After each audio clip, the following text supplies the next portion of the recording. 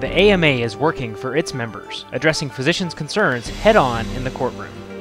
Here's an inside look at one case, AMA versus United Healthcare, in which the litigation center of the AMA and state medical societies did groundbreaking work to address the discrepancies in usual, customary, and reasonable reimbursement rates for out-of-network services. This settlement, while recent, is only one of many examples of where the litigation center has demonstrated to physicians and to their patients the power of courtroom advocacy on their behalf. It became apparent to me that there had to be some degree of dishonesty in the relationship between managed care organizations and physicians and patients. The way it was set up was a complex system where people on one side of the transaction, that is the managed care people, had a financial incentive to be less than forthright, less than fully honest with the people with whom they did business, the physicians and the patients. The insurance company never has a conflict of interest with themselves. They're making money from the patient and they're paying the physician less, so they're making money from both.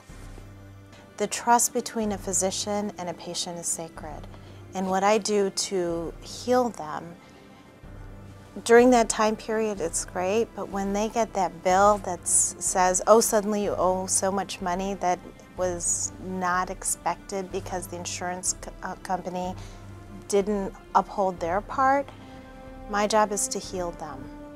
Their job is to secure financially that everything is paid when they need their help.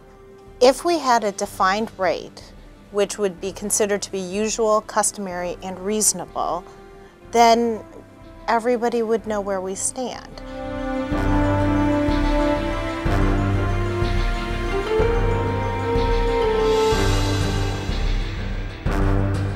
Did I think there was some possibility, did I think that given the nature of the situation that they were in some ways cheating patients and physicians? Of course, I did.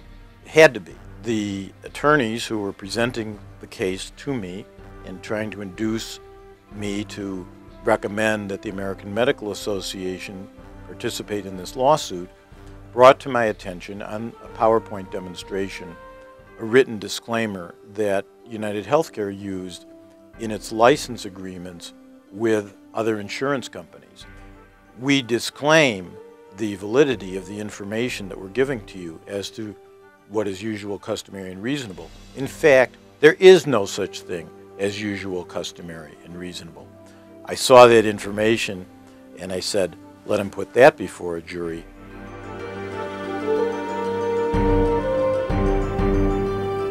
You have an inherent conflict of interest. What you're doing is systematically wrong. At that point, it gets to be on the front pages. We are absolutely grateful to the Attorney General and his team, who have been phenomenal throughout this last year in working with us. After 10 years of persistence, a resolution is in sight. An agreement is reached that creates a transparent replacement for the database. Fair Health, a research network led by Syracuse University, will make usual, customary rates easily accessible. So now, the data will be reliable. People will know what they're getting, and it will be clear and transparent, and that wedge that was driven between a patient and a doctor will go away.